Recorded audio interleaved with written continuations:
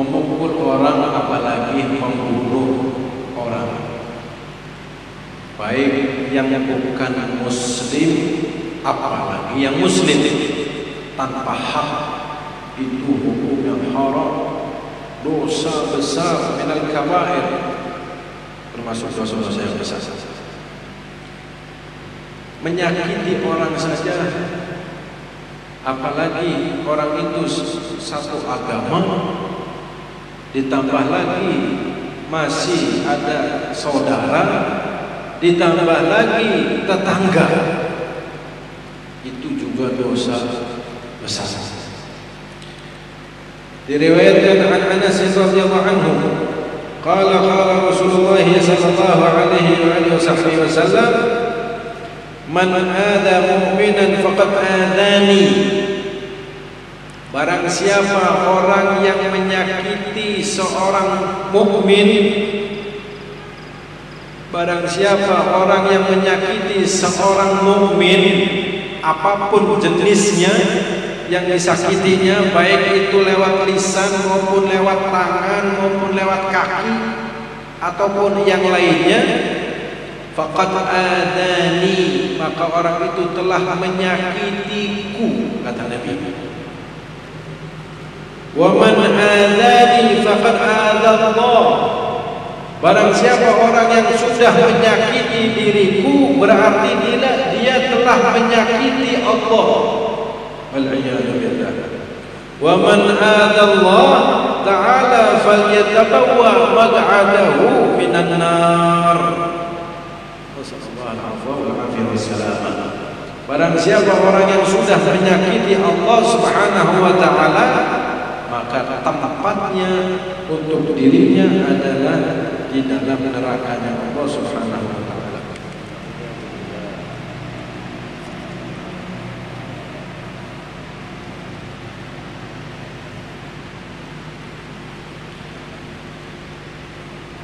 Pernah Sayyidina Abdullah bin Abbas radhiyallahu anhu, yang mana kisah ini, perkataan ini dijelaskan di dalam kitab Tanbihul Muqtarrin. Sayyidina Abdullah bin Abbas suatu saat beliau yanduru ilal Ka'bah, melihat Ka'bah. Orang melihat Ka'bah itu dihitung ibadah oleh Allah Subhanahu wa ta'ala. Setiap pandangannya mata tersebut memandang Ka'bah dihitung ibadah oleh Allah. Bahkan dianjurkan oleh sebagian ulama, ketika kita berada di sisi Ka'bah, di dekat Ka'bah, perbanyaklah melihat Ka'bah. Bagaimana caranya untuk melihat Ka'bah dengan memperbanyak? Yaitu dengan dikedip-kedipkan matanya.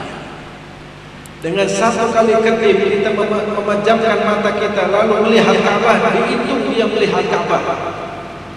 Pejamkan lagi matanya, kemudian melihat lagi Ka'bah, dihitung yang kedua melihat Ka'bah. Wahakala, terus seperti ini. Sering dikedip-kedip. Cuman aja kayak kedip cacingnya. Waduh, kedip apa? Kedip cacing. Jadi melihat Ka'bah saja itu ibadah. Walhamdulillah sekarang umrah sudah dibuka ya. Menurut kabar seperti itu. Mudah-mudahan Indonesia juga dipersilahkan, diizinkan oleh pemerintah Saudi untuk bisa melakukan umrah ibadah. Dan mudah-mudahan kita semua berangkat insyaallah. Berangkat ziarah Nabi Muhammad sallallahu alaihi wasallam. Berangkat untuk bisa melihat Ka'bah, untuk bisa beribadah di dekat Ka'bah, bisa berziarah kepada Nabi Muhammad sallallahu alaihi wasallam fi hadhihi sanah wa fi kulli sanah fi khairin wa lutfin wa afiyah. Amin ya rabbal alamin. Beliau mengatakan, wa yaqul inna Allah ta'ala harramaki wa syarrafaki wa karramaki. Hei Ka'bah, sesungguhnya Allah Subhanahu wa ta'ala telah memuliakan dirimu telah menyanjung dirimu wahai Ka'bah, dan lain sebagainya. Sampai-sampai melihat Ka'bahnya itu ibadah. Dan sebaiknya ketika melihat Ka'bah dihadirkan hati kita dalam keadaan ikut mentakzimkan Ka'bah. Jangan hanya melihat begitu saja tanpa ada rasa ta'zim terhadap Ka'bah.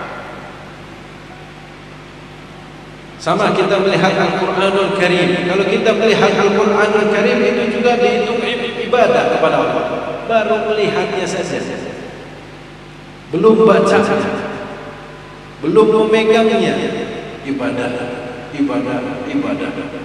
Ditambah lagi kalau ketika melihat Al-Quran, dalam rasa hati kita ini dihadirkan rasa ta'zim kepada Al-Quran, bahwa ini adalah kalamullah, Al-Quranul Karim, yaitu kalamnya Allah, maka pahalanya lebih dahsyat lagi, lebih besar lagi.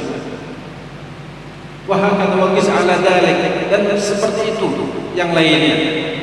Melihat orang alim juga, melihat para wali, orang-orang saleh, itu dihitung ibadah. Makanya ketika kita ini melihat orang alim, saleh, abid, wali min awliyaillah ta'ala, jangan sungkan-sungkan untuk melihat wajahnya. Dilihat wajahnya dengan rasa ta'zim kepada Allah Subhanahu wa taala. Karena idza ru'u dzukirallah. Jika kita melihat mereka, kita ini mengingatkan diri kita kepada Allah Subhanahu wa taala. Tapi begitu sebaliknya, melihat orang-orang yang jauh dari rahmatnya Allah, melihat orang-orang yang jauh dari maghfirahnya Allah, wal iyadu billah, orang-orang yang hubbud dunya, orang-orang yang selalu bermaksiat, apalagi orang-orang yang selalu menyaci agama Islam, orang yang menyaci maki, menyepelekan, merendahkan agama Islam dan lain sebagainya, maka janganlah kita ini sering memandangnya. Kalau bisa kita ini berpaling pandangan kita dari orang-orang yang seperti itu. Karena apa? Karena dia khawatirkan bisa menimbulkan diri kita untuk jauh tidak ingat kepada Allah Subhanahu wa taala. Dan beliau melanjutkan, wal mu'minu a'zamu hurmatan 'inda Allah ta'ala minki. Kata Abdullah bin Abbas, seorang mukmin itu lebih agung kehormatannya di sisi Allah Subhanahu wa taala dibandingkan daripada engkau wahai Ka'bah. Ka'bah itu seperti manusia, seorang mukmin yang muslim itu kehormatannya lebih agung di sisi Allah Subhanahu wa taala.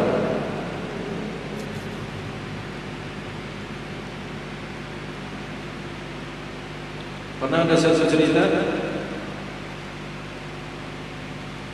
di dalam kitab Futuhatul Aliyah, rombongan sahabat Nabi SAW sedang bersafar, bepergian. Kemudian mereka, rombongan ini melewati seorang kafir yang belum masuk Islam. Ketika orang kafir ini melihat rombongan muslimin dari kalangan para sahabatnya Nabi SAW, dan kebetulan si orang kafir ini membawa sedikit harta. Lalu orang kafir ini ketika melihat rombongan sahabat Nabi yang sedang melintasi dirinya atau melewati dirinya, si orang kafir ini mengucapkan salam kepada mereka. Lihat, mengucapkan salam kepada umat muslim seperti salamnya seorang muslim. Assalamualaikum. Ya, itu kejadian ini juga ada hukumnya. Bagaimana ketika kita mendapatkan salam dari orang yang bukan satu agama, satu akidah dengan kita, bagaimana hukum yang menjawabnya? Hukumnya tidak boleh kita menjawabnya. Ya, bahkan diharamkan. Cukup dengan jawaban wa'alaikum. Hanya segitu saja, wa'alaikum. Pernah Nabi ketika jalan sama Siti Aisyah, ada orang Yahudi mengucapkan salam kepada Rasul sallallahu alaihi wasallam dengan ucapan assalamualaikum. Assalamualaikum. Dijawab oleh Rasulullah wa alaikassalam. Artinya apa? Assalamualaikum, racunlah atas diri, bukan assalam tanpa lam. Assalamualaikum dijawab oleh Nabi wa alaikassalam. Maka sam yaitu racun itu tutup diri. Jadi ketika kita, bukan berarti kita ini tidak boleh bermuamalah sama yang bukan agama, satu agama dengan kita. Boleh, silahkan bermuamalah. Justru ketika kita bermuamalah sama yang bukan Islam, haruslah tunjukkan akhlak dari agama kita yang sudah diajarkan oleh Nabi Muhammad SAW. Akhlak dengan sebenar-benarnya akhlak, bukan akhlak yang dibuat-buat. Karena Nabi Islam, Nabi itu diajarkan, diutus oleh Allah untuk rahmatan lil alamin. Nabi sudah mengajarkan toleransi dan lain sebagainya, dan itu sudah berada di dalam tubuh umat muslimin yang peringkat pertama, golongan pertama, yaitu dari kalangan sahabatnya Nabi Muhammad SAW. Jadi Islam itu penuh dengan toleran. Islam itu penuh dengan kasih sayang. Ya, nggak usah diajarin Islam dengan toleran, nggak usah. Ya, nggak usah Islam kita ini Islam diajarin sama orang untuk bersikap toleran. Woi, siram gue kita, ramai. Ya, kalau bahasa kasarnya seperti itu ilmunya kita, agama kita, dari Tuhan kita dan dari Nabi kita, dan Nabi kita yang sudah mencontohkannya. Toleran sudah diajarkan oleh Nabi, kasih sayang sudah diajarkan oleh Nabi. Innama bu'ithu liyutammima makarimal akhlak. Aku telah diutus untuk menyempurnakan akhlak. Yang punya akhlak itu dulu Nabi sallallahu alaihi wasallam. Nabi menyempurnakan akhlak-akhlak. Dan orang-orang yang sebelum Nabi juga banyak dari kaum salihin yang sudah berakhlak. Nah, ini disempurnakan oleh Nabi Muhammad SAW. Makanya bahasanya, hadirnya liutammima, untuk menyempurnakan. Berarti sudah ada akhlak itu, terus dengan diutusnya Nabi disempurnakan oleh Nabi Muhammad SAW akhlak yang sudah ada di zaman tersebut. Bukan berarti zaman sebelum Nabi atau di zaman Nabi masih kecil atau Nabi belum lahir tidak ada orang yang berakhlak. Tidak, memang banyak orang-orang yang tidak berakhlak. Namanya Islam durjana atau orang-orang kaum durjana, kaum jahiliyah. Tapi banyak juga tidak sedikit orang-orang yang sudah berakhlak. Nah ini, lalu orang kafir ini mengucapkan salam, Assalamualaikum. Lalu salah satu sahabat Nabi sallallahu alaihi wasallam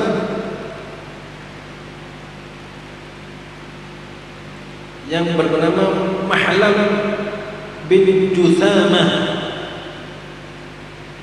si Mahlam bin Juthamah ini ketika mendengar dan melihat orang kafir ini mengucapkan salam kepada rombongannya, dia langsung lari mengejar orang kafir itu. Diapakan? Dipukulnya dan dibunuhnya, dan diambil hartanya yang ada di dirinya. Lihat, di zaman Nabi ada orang-orang yang seperti itu dari kalangan sahabat. Akhirnya falamma raja'u al-Madinah akhbaru Nabi sallallahu alaihi wasallam faghadiba sallallahu alaihi wasallam ala Mahlam mu'atabahu 'itaban syadida. Ketika pulang kembali ke Madinah, sahabat ngasih tahu kepada Rasul sallallahu alaihi wasallam. Ketika mendengar cerita itu, Nabi sallallahu alaihi wasallam marah besar kepada Mahlam bin Juthamah. Lihat toleransinya Nabi, lihat.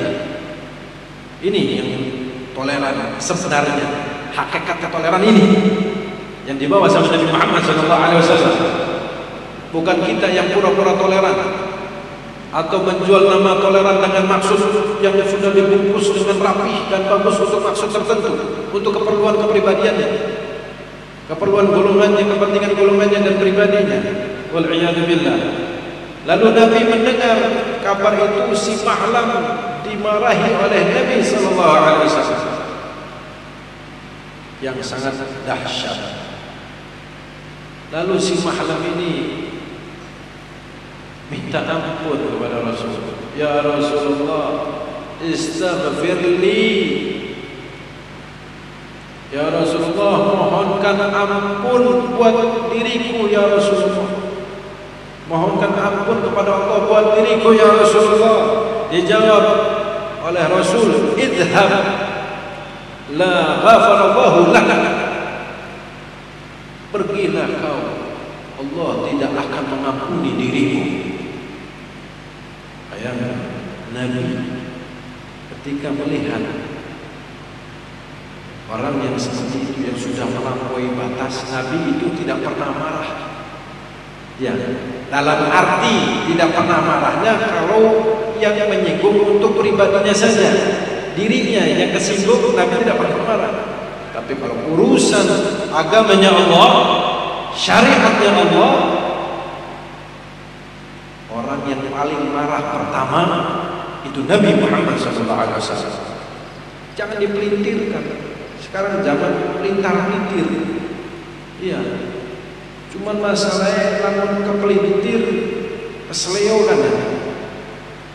Wong tukang ngurutnya anak boten. Tukang ngurut yang nguruti omongan orang-orang yang suka melintir, yang suka bikin kesleo. Ya paling tidak orang-orang yang berakal sehat, orang yang akil, yang akal sehat. Idhab la ghafarallahu lak famata ba'da 7 ayyam. Setelah diusir oleh Nabi, orang tersebut mati setelah 7 hari. Setelah 7 hari setelah diusir oleh Rasul, dia mati. Falamma dafanu, tetap dia muslim ya. Bukan berarti dia keluar dari Islam, tidak. Islam teman, Islam yang asli, Islam yang berbuat maksiat. Bayangkan kalau sudah Rasulullah tidak senang sama satu umatnya, walhiyadzubillah, jangan harap Allah senang. Na'udzubillah min dzalik. Kalau sudah Rasulullah tidak senang sama satu umat, si A misalnya, si B misalnya, si fulan misalnya, si fulanah misalnya, Rasulullah tidak senang, Rasulullah benci, Rasulullah murka, jangan harap Allah senang, jangan harap Allah bahagia dengan orang tersebut. Wal'iyadzubillah. Dan kalau sudah orang itu sudah dibenci oleh Rasulullah SAW, na'udzubillah, orang itu meninggalnya su'ul khatimah, Falamma dafanu lam taqaluhu al-ard. Ketika dikubur, orang ini meninggal, dikubur, falafathu ala dhahriha, ditolak sama bumi. Ketika dimasukkan ke liang lahat, jasadnya si Mahlam bin Judama ini ditolak oleh bumi, dikeluarkan lagi oleh bumi. Tsumma dafanuhu marratan tsaniyah, kemudian dikuburkan yang kedua kalinya, ditolak lagi. Fadafanuhu marratan tsalitsah, kubur yang ketiga kalinya, ditolak lagi, dikeluarkan dari perut bumi. Bumi tidak menerima. Akhirnya apa? Faj'aluhu baina jabalain waradhamu alaihi bil hijarah. Akhirnya solusinya gimana? Karena dikubur buminya, tanahnya ini menolak berkali-kali, akhirnya dikubur di antara dua gunung. Bukan dikubur, tapi ditutup dengan bebatuan tubuhnya, jasad. Kemudian Rasulullah SAW bersabda ketika melihat kejadian itu, innal arda la taqbalu man huwa syarrun min sahibikum walakin aradallaha an yuriyakum hurmatan damil muslim.